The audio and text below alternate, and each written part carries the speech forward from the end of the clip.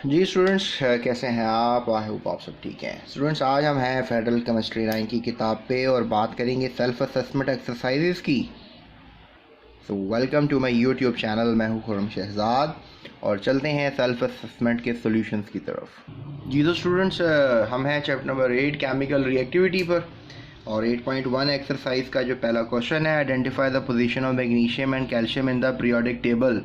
हमने ये आइडेंटिफाई करनी है कैल्शियम मैग्नीशियम की पोजीशन, बल्कि वो 8.2 था, उसमें मिस प्रिंटिंग हुई है, 8.1 लिखा हुआ है। ये देखें आप, 8.1 ये है।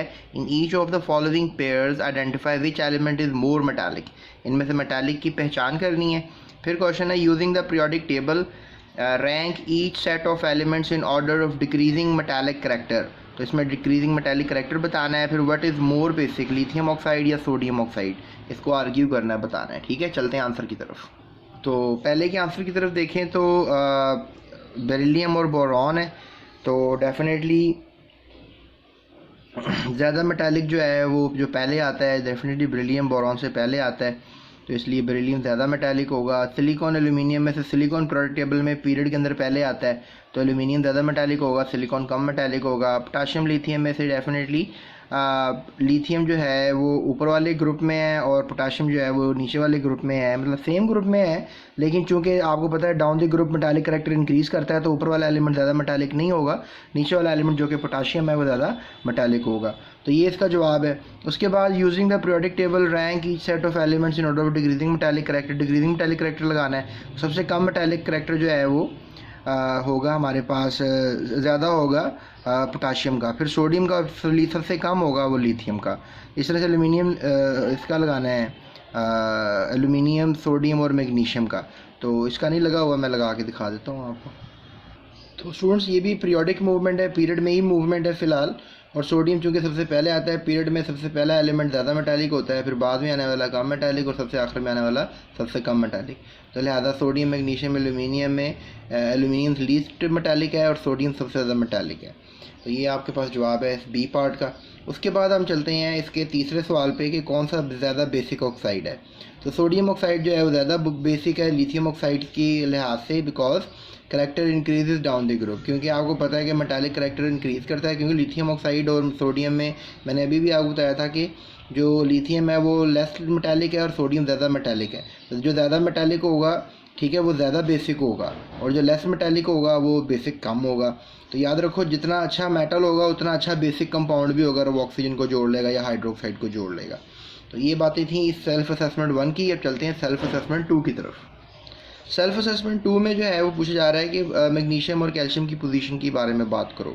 तो मैग्नीशियम जो है उसका एटॉमिक नंबर 12 है, electronic configuration 1s2 2s2 2p6 3s2 है, और according to the valence bond theory या वैलेंस ऑर्बिटल थ्योरी जो 3s2 है, इसका आखिरी जो है मैग्नीशियम का शेल है, और इसमें आउटर शेल जो है इसका थर्ड पीरियड बन रहा है, क्योंकि ये K है, ये L है और ये M है। K में 2 इलेक्ट्रॉन है, L में 8 इलेक्ट्रॉन है और M में 2 इलेक्ट्रॉन है। So belong to the second group of s block, और ये एस ब्लॉक में पाया जाता है। ठीक है, ये जो मैग्नीशियम है और ग्रुप 2A में पाया जाता है। अल्कलाइन अर्थ मेटल्स इसको हम कहते हैं। और कैल्शियम को अगर हम देखें तो इसका 20 कन्फिग्रेशन है, इसका आउटर जो है 4s2 है। So it is present in the fourth period, ये चौथे पीरियड में होगा और ये दूसरे ग्रुप से बिलोंग करेगा। आउटर शेल में जब 2 है ना तो दूसरे ग्रुप से होगा, यहाँ पे आउटर शेल में 2 है तो दूसरे ग्रुप से होगा। और टोटल जो शेल होंगे वो पीरियड होगा, यानी 1 2 3 और 4 शेल हैं इसके। ठीक है, तो जो हमारे पास होगा मैग्नीशियम, उसके होंगे टोटल 1 2 3 शेल, इसके होंगे 1 2 3 और 4 शेल। तो ये चौथे पीरियड से होगा, तो लिखा भी है चौथा पीरियड। इसके अगर 3 शेल है तो तीसरे पीरियड से है, और ये एस ब्लॉक का ही मेंबर होगा। आखिरी सब शेल इसका एस है तो ये एस ब्लॉक का मेंबर होगा। तो 2A group alkaline earth metals. तो ये हमने पोजीशन जस्टिफाई की है कन्फिग्रेशन करके। आप कन्फिग्रेशन करके शेल भी बता के पीरियड लगा सकते हो, आउटर शेल के इलेक्ट्रॉन देखकर आप उसका ग्रुप भी बता सकते हो और उसका ब्लॉक भी बता सकते हो। तो ये बड़ा ज़बरदस्त सवाल है, इसको ज़रा आपको टेक्निकली समझने की ज़रूरत है। बहरहाल मैंने आपको समझाने की कोशिश की है। उसके बाद चलते हैं हम 8.3 की तरफ। स्टूडेंट्स, 8.3 के अंदर वो बताया जा रहा है कि in each of the following pairs identify which element is less non metallic. इनमें अब लेस नॉन मेटालिक कौन सा होगा। ये हमारे पास पेयर्स हैं 3, बोरॉन कार्बन का, कार्बन सिलिकॉन का और क्लोरीन ब्रोमीन का।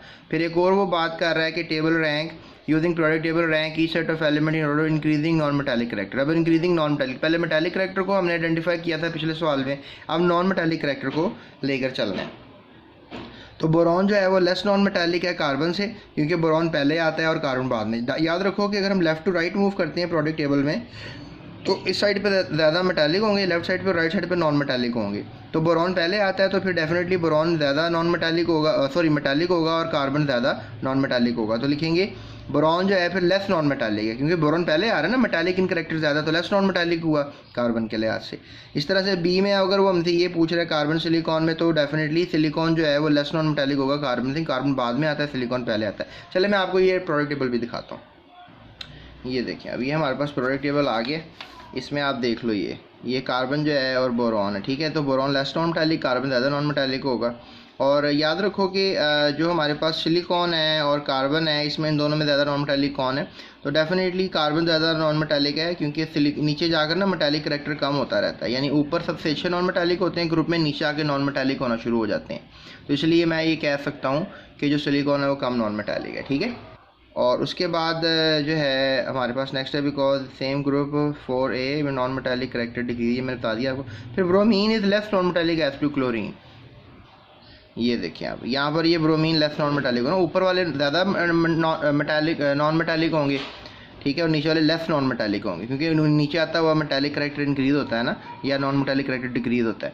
तो ये आप कह लो कि ब्रोमीन लेस नॉन मेटालिक है, क्लोरीन ज़्यादा मेटालिक है। तो क्लोरीन अच्छा नॉन मेटल है और ब्रोमीन अच्छा नॉन मेटल नहीं है कंपैरेटिवली। फिर ये दूसरा सवाल है स्टूडेंट्स, इसमें जो सवाल किया जा रहा था कि इसमें हमने करेक्टर्स हमने बताने हैं, तो मेटालिक नॉन मेटालिक में, so nitrogen oxygen fluorine non metallic character increases in the period. ये देखो नाइट्रोजन ऑक्सीजन फ्लोरीन सारे सेम पीरियड के हैं, तो ये नॉन मेटालिक करेक्टर इंक्रीज कर रहा है, ठीक है।